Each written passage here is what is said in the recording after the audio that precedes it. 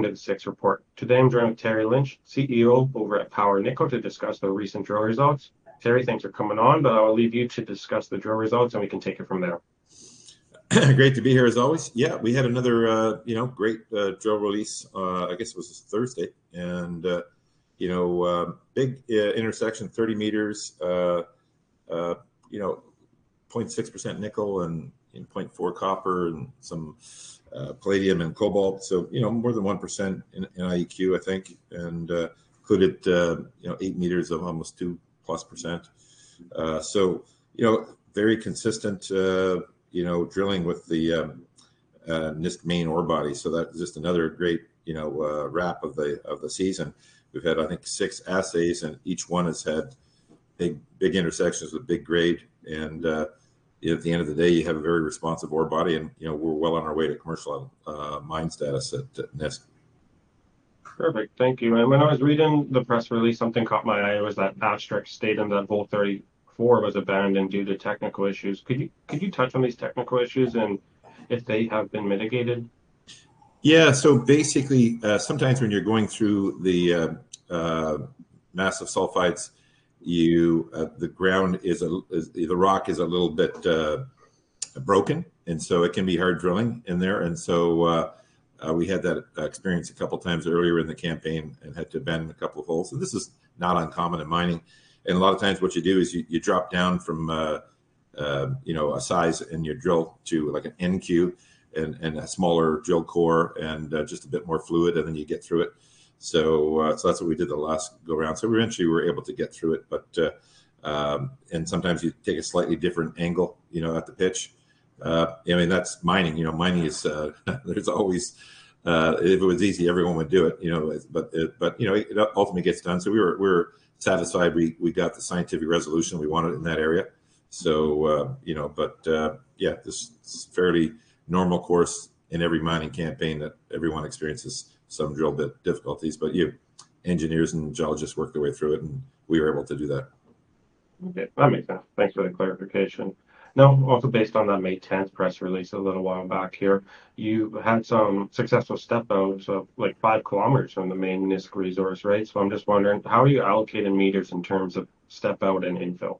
Yeah, so basically, we went to that step out because it was a winter target. What do you mean by that? Well, it means that it's a bit marshy, so it's not going to be good to drill when it's in sort of a summer season where there's some rains and stuff and the ground's soft. So it's best to drill when it's frozen. So we looked at it. It was about 5 kilometers away from our core deposit, but it was an ultramafic set of circumstances we saw at surface. So we saw the ultramafic rock at surface. So we thought, okay, we probably we don't want to wait a year to figure out is this stuff still running at 5 kilometers out there. And we said, let's throw a wildcat hole in here and see what we got. Bit of a gamble, but obviously some Hail Marys work, and this one was spectacular. You get 8 meters of almost 1 ounce PGMs.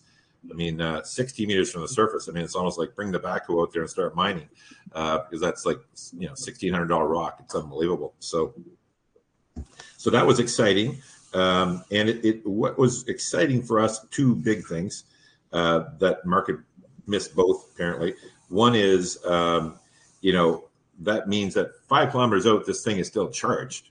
So this is like not an ordinary small nickel mine. This could be a very massive structure. We're think Norilsk, think Voisey's Bay. This is a big something here, and it could all be connected.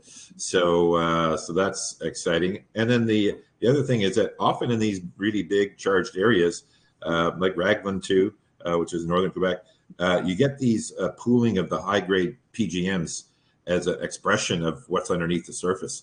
And so getting that such a massive bonanza hole like that makes us think again. We got a much bigger structure, much richer structure, and so if you're an exploration team like ours, you're super excited to get that, and you're very pumped.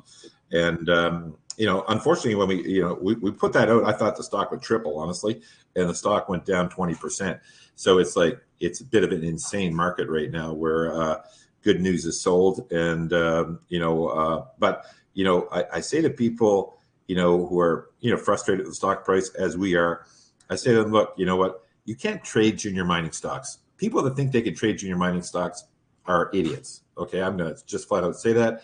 Yeah, you might be smart for a little bit, clipping the thing for 10 or 20%, ride the swings, whatever.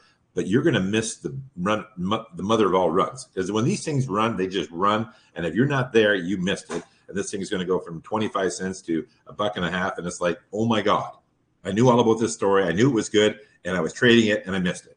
So you can't think like you can't be thinking like I'm going to trade this like I'm going to trade Google. That's not the right approach.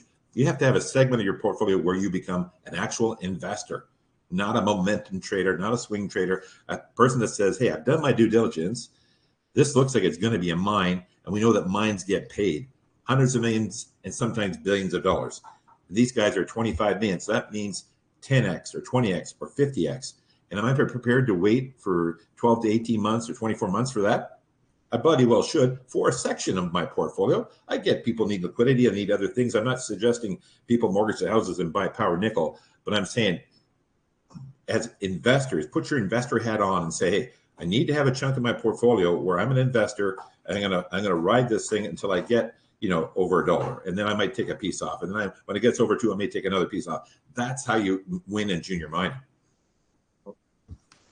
Well, a lot of those momentum traders are looking 6 to 8 months out, right? And maybe they're not getting excited about the story. But why don't you talk about your next 6 to 8 months, the rest of the year? Why should people be excited?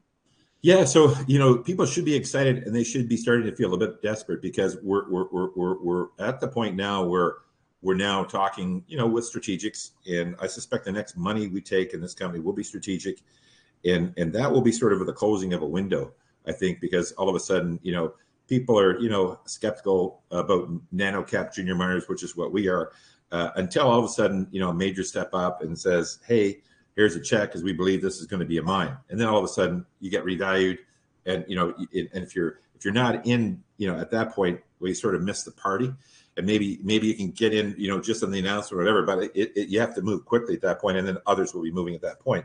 So we expect that's coming sooner than later.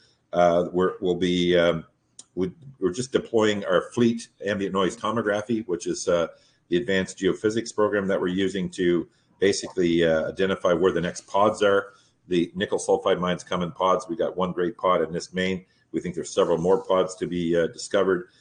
We've identified those through the ambient noise tomography, but also through airborne EM and downhole EM, IP, gravity, the usual stuff. So we think we'll be in a position to start drilling again sort of mid-July.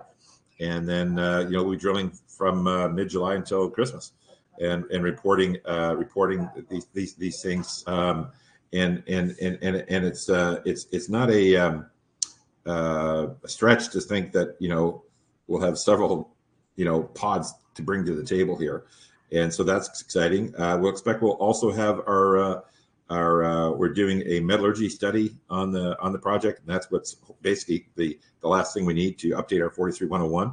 We expect to have that. It's being done by XPS, which is like the leader in the field. They'll have that out sort of, I want to say, end of August, early September, and then that will be incorporated into the 43101, which we hope to deliver by the end of Q3. And we expect that'll be a massive, well, it'll be actually our inaugural 43101, because we have a historic one, and we had posted, if you recall, last August a 43101 about 4 million tons at $8 nickel. But we had to pull it because our metallurgical study was more than 10 years old. If we were Ontario reporting issuer or Quebec reporting issuer, that wouldn't have been a problem. But BC was a rule that we were unaware of, and our QP was unaware of. So we had to pull it. But this report will actually be our first official one, and we expect that should see us, I don't know, north of 8 million tons, and that would mean we'd have more than 100,000 contained tons of nickel, which should be more than enough to be deemed to be commercial. And the big move in mining stocks often is when you go from just an exploration play to being deemed commercial, because once you're deemed commercial, then you start to get that commercial type valuation. And for us, you can see that in our deck. We sort of cover some of the other peer nickel sulfide companies, and they're ranging sort of 100 million to 500 million US, and we're at 25. So it's a great time to be looking at power nickel at the moment. Many things to look forward to. Thank you so much, Jared, for your time. Hopefully you can come back on and update us as things progress. Okay, sounds good. Have a great day. Cheers for now.